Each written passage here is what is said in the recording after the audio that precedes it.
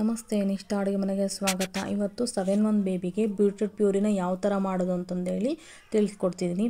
Beetroot puree ಮಾಡಲಿಕ್ಕೆ ನಾನಿಲ್ಲಿ ಒಂದು ಬೀಟ್ರೂಟ್ನ ತುರ್ಕೊಂಡಿದ್ದೀನಿ. ಬೀಟ್ರೂಟ್ನ ನೋಡಿ ಈ ಥರ ತುರ್ಕೊಂಡಾದ್ಮೇಲೆ ಈ ಥರ ಆಗಿದೆ. ಆಮೇಲೆ ಸ್ವಲ್ಪ ಹೆಸರುಬೇಳೆ ತೊಗೊಂಡಿದ್ದೀನಿ, 2 ಡೇಟ್ಸ್ ತೊಗೊಂಡಿದ್ದೀನಿ, 2 ಗೋಡಂಬಿ ತೊಗೊಂಡಿದ್ದೀನಿ. ಬೀಟ್ರೂಟು ಮತ್ತು ಹೆಸರುಬೇಳೆ ಮತ್ತು ಡೇಟ್ಸು ಮೂರನ್ನು ನಾನು ಒಂದರಲ್ಲೇ ಹಾಕಿ ಕುದಿಸ್ಕೊತೀನಿ. ನಾನಿಲ್ಲಿ ಓಪನ್ ಪಾತ್ರೆಲಿ ಹಾಕ್ಕೊಂಡಿದ್ದೀನಿ. ನೀವು ಓಪನ್ ಪಾತ್ರೆಯಲ್ಲೇ ಹಾಕ್ಕೋಬೇಡಿ. ಓಪನ್ ಪಾತ್ರೆಲಿ ಹಾಕ್ಕೊಳ್ಳೋದ್ರಿಂದ ತುಂಬ ಟೈಮ್ ತೊಗೊಳುತ್ತೆ ಬೇಯಲಿಕ್ಕೆ. ಅದಕ್ಕೋಸ್ಕರ ಡೈರೆಕ್ಟಾಗಿ ಕುಕ್ಕರ್ಗೆ ಹಾಕ್ಕೊಂಡ್ಬಿಡಿ. ಕುಕ್ಕರಲ್ಲಿ ಹಾಕಿದರೆ ಬೇಗ ಬೇಯುತ್ತೆ. ಹೆಸರುಬೇಳೆ ಬೇಯುತ್ತೆ, ಬೀಟ್ರೂಟ್ ಬೇಯಲ್ಲ. ಸೊ ಅದಕ್ಕೋಸ್ಕರ ಕುಕ್ಕರಲ್ಲಿ ಹಾಕ್ಕೊಂಬಿಡಿ. ಕುಕ್ಕರಲ್ಲಿ ಹಾಕ್ಕೊಂಡಿದ್ದೀನಿ ನಾನು, ಪಾತ್ರೆನ ತೆಗೆದುಬಿಟ್ಟು. ಆಮೇಲೆ ಈ ಥರ ಆಗಿದೆ, ಕಲರ್ ಕೂಡ ಚೇಂಜ್ ಆಗಿದೆ ನೋಡಿ, ಈ ಥರ ಬೆಂದಿದೆ. ನೀವು ಕೂಡ ಓಪನ್ ಪಾತ್ರೆಲಿ ಹಾಕ್ಕೋಬೇಡಿ, ಕುಕ್ಕರಲ್ಲೇ ಹಾಕ್ಕೊಳ್ಳಿ.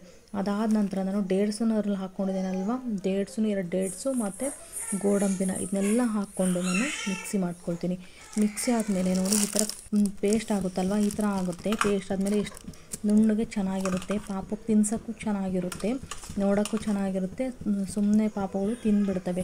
ಮಾಲ್ಟು ಸೆರ್ಲಾಕು ಯಾವ ಥರ ಬರುತ್ತೆ ಅದೇ ಥರ ಇದು ಕೂಡ ಬರುತ್ತೆ, ಟೇಸ್ಟಿಯಾಗಿ ಕೂಡ ಇರುತ್ತೆ. ಬೀಟ್ರೂಟ್ ಪ್ಯೂರಿ ಈ ಥರನೂ ಕೂಡ ಮಾಡ್ಬೋದು.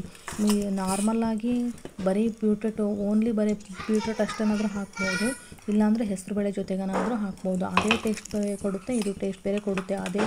ಅದೇ ತಿಂದು ಬೇಜಾರಾಗಿದ್ದರೆ ಮಕ್ಕಳಿಗೆ ಈ ಥರನೂ ಕೂಡ ಬೀಟ್ರೂಟ್ ಪ್ಯೂರಿನ ಕೊಡ್ಬೋದು. ಫ್ರೆಂಡ್ಸ್, ನಾನು ಇದೇ ಥರ ನಮ್ಮ ಪಾಪುಗಳು ಹಾಕ್ತೀನಿ. 7 ಬೇಬಿಯಿಂದ ನಾನು ಹಾಕೋಕ್ಕೆ ಶುರು ಮಾಡಿದ್ದೀನಿ ಬೀಟ್ರೂಟ್ ಪ್ಯೂರಿಗಳೆಲ್ಲ.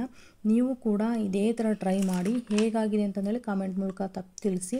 ಯಾರೆಲ್ಲ ಸಬ್ಸ್ಕ್ರೈಬ್ ಆಗಿಲ್ವೋ ಇವಾಗಲೇ ಸಬ್ಸ್ಕ್ರೈಬ್ ಆಗಿ ಅಂತ ಹೇಳ್ತಾ, thank you friends, thank you so much.